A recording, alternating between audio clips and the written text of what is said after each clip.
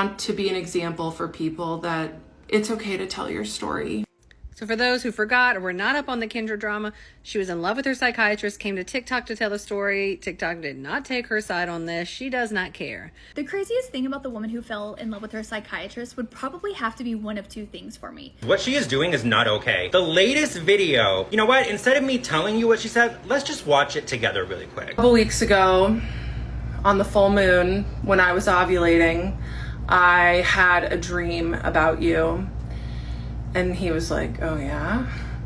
And I said, yeah. So I told him this. And I said, yes, we hooked up right here in this office. And he... No, your psychiatrist was not in love with you. I see a lot of people talking about Kendra, that woman who fell in love with her psychiatrist or whatever. And as I was watching, I was just kind of like, man, all I can think of is he rejected her. And then it was like, it's a mission now to destroy him. Because she was like, oh, I didn't mean to dox him. Yes, you did. You said his name. After realizing that one of his patients had developed feelings, he put an end to it. But she wasn't happy about his decision and took the matter to social media, expecting her followers to take her side. But their reaction left her speechless. As they understood she was simply upset about being rejected, they ended up supporting him instead. January. How I decided to end this session was I looked at the psychiatrist and I said, a couple weeks ago on the full moon when I was ovulating, I had a dream about you. And he was like, oh yeah? And I said, yeah. So I told him this. And I said, yes, we hooked up right here in this office. And he all of a sudden just looked so uncomfortable. It's not hard to understand why he looked uncomfortable. What professional who is truly serious about their career and reputation wouldn't feel uneasy upon realizing that one of their patients was trying to cross their boundaries? He didn't say anything. He couldn't look at me. He couldn't breathe. And sure, you know, maybe he was uncomfortable because he didn't like me saying that I had a dream where we hooked up, but he could have said that. But he didn't. You want to know why he was uncomfortable? Because he had probably played out that fantasy so many times in his head. And there I was, speaking it back to him. And it was like I had psychically downloaded one of his fantasies. I continued and I said, yes, we hooked up in this office and I really liked it while it was happening. He could not move or breathe. But what exactly did she expect him to do in that moment? He was shocked and afraid for his career, fully aware of where things were heading. By intentionally taking things off professional ground, she created a situation that would make anyone who had worked hard to build their career feel deeply concerned. While she took his reaction as proof that he was also involved, he was on the other side, likely worried about his future. He knows this type of thing can easily affect his reputation, regardless of his input. And then I told him, as he was still looking very uncomfortable, then when we were done and I left, I was distraught with sadness because in the dream, I thought, I cannot believe that he crossed boundaries in that way. She had created the entire story in her mind. But the good thing was that even though it was only a dream, she still remembered that he had firm boundaries in place, the kind that would have prevented anything like this from happening. At least she didn't forget that he's a professional who doesn't want to blur those lines.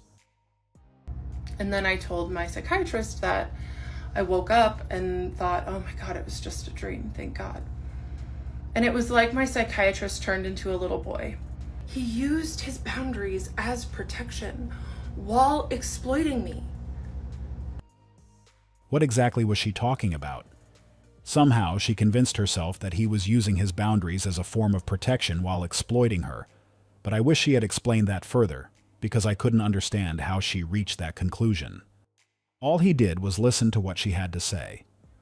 After watching a few videos related to this case, it became clear that this profession can be quite challenging, as they sometimes find themselves caught in this type of situation. At what point does it become his fault or responsibility? It was his responsibility when I started telling him I had feelings for him to help me work through those feelings. To help me say, okay, so you have feelings for me, someone who's fundamentally unavailable to you. Let's talk about that. How much of it would you say is he's at fault and you're at fault? Is that how you view it? He was my doctor, so he had 100% of the ethical responsibility to help me. But he did not. You're at zero at fault in this situation. Of course, it's not black and white, Dom. There are gray area in everything. And do you feel like he used his power and authority to, over you? Absolutely. In what way? He got to choose when he let me in and when he didn't, which made me feel confused. This is about me sharing my story of leaving a relationship that did not serve me. You consider it a relationship? Yeah, yes. I would be so excited every month to see him. How could this be considered a relationship when everything between them was strictly professional? If she truly believed they were involved, it only shows that she doesn't fully understand what it means to be in a real relationship. And at this point, it seems clear that she just needs help. I would email him in between sessions, telling him that I was obsessed with him. I would tell his front desk staff how obsessed with him I was. I would talk to my friends and family about it. Most of my friends thought I was joking, but I was not joking. There's a reason they didn't take it seriously. They knew it wasn't normal, so why would they even entertain that idea? She was the only one who thought and believed that something was happening between herself and the psychiatrist. I've never taken a man's side, until we all met Kendra. Got me feeling bad for that man. I believe that she believes he was interested in her. I don't believe he actually was, though. At every step of the situation, the reactions she said that he had were exactly the ones he was supposed to have by the book. I feel so bad for what he's going through because of this. As a human services professional, he did the right thing. Some people just don't want to believe that when we really like someone, we romanticize everything. That man was probably scared for his life. No, your psychiatrist was not in love with you. You need to be locked up in a psych ward immediately. I do not know what side of the internet you guys are on, but I'm on the side of the internet. Patient has gotten out and is now telling everybody that her psychiatrist was in love with her. So I was seeing him every month and just gaining more and more respect for him because he would just tell me these little things about his successes and all of the cool things that he was doing in his life. And it made me fall for him, honestly. And he was really good at listening. She made that comment as if it were something special he did just because he had feelings. I guess she forgot that listening to his patients is simply part of his job. It's like a restaurant customer assuming the chef must have feelings for them, just because the food is always good whenever they visit. What happened to the guys that are like, let me come pick you up and let's go to dinner so I can get to know you, not let me come over so I can get to know your... I'll tell you exactly what happened to us. We got married. See, men like that aren't interested in one-night stands or flings or just having a good time. They're looking for a wife, and they're not going to waste their time with little girls who aren't wife material. So here's a thought for you. If you want to attract a husband material man, be a wife material woman. No lie was told. He explained it perfectly. While some women aren't taking things seriously, other women are making wiser decisions and securing relationships with those guys. They are in high demand when it comes to dating and relationships, which is why they don't stay single for long.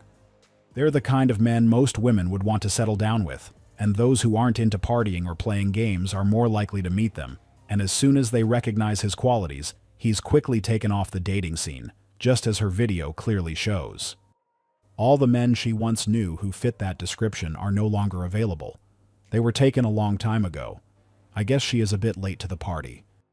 I used to think I had too many options. The reality of it is I have none at all. It's all an illusion. The internet allows us to think we have access to so many people.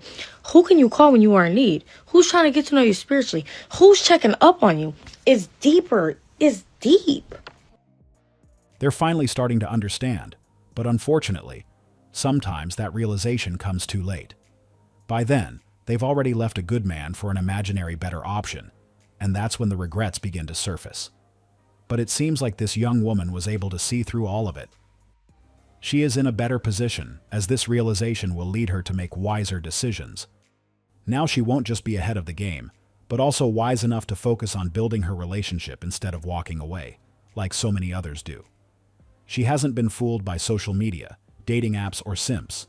She knows the grass isn't nearly as green as people make it seem. All right, girls, listen. If a man wants you, he'll come to you. You don't have to do anything but just sit there and be pretty. Years ago, I had an old friend, and she was head over heels over this guy at our job. She will always make her presence be known. She will always make her presence be felt whenever he was around. So one day, she's walking towards me at my desk, looking all frantic. And I'm like, what's wrong? What happened? She's like, oh my God, I'm so embarrassed. I said, wait, why? Well, what happened? She said she's going to lunch. She sees dude sitting in his car.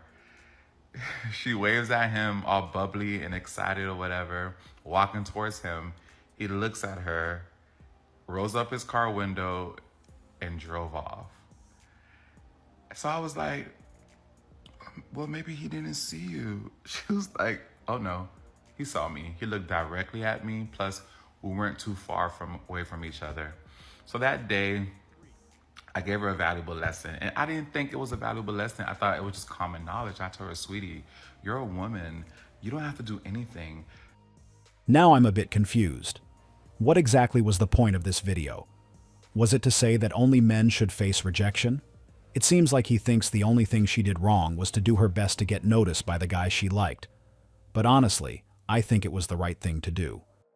A woman should also express her feelings when she is interested. That's perfectly normal.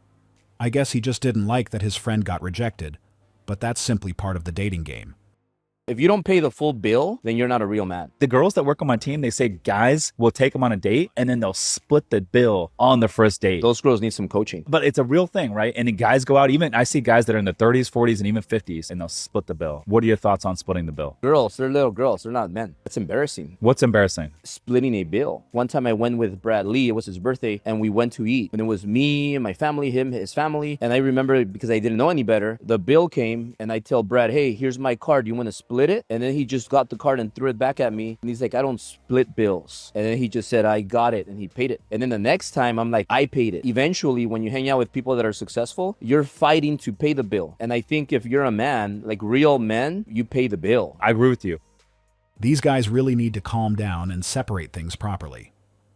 Going on a date with a stranger is one thing, but having dinner with a close friend is something entirely different. Now let's address the dating side of things. Most of them probably married their first girlfriend, so they never had to go on multiple dates, which left them unaware of what's actually happening in today's dating scene. They've never been in a situation where it was obvious that their date only wanted a free meal, and that's why they were making those points. We've all seen videos of women admitting they went on dates just to eat for free, and that's where things get tricky. Most guys don't mind paying when the other person genuinely wants to get to know them, but it's a different story when she seems bored and only accepts the invite for a free dinner. That's one of the main reasons coffee dates or walk in the park have become so popular lately. The reality is that we are becoming more aware. The simping era is slowly coming to an end,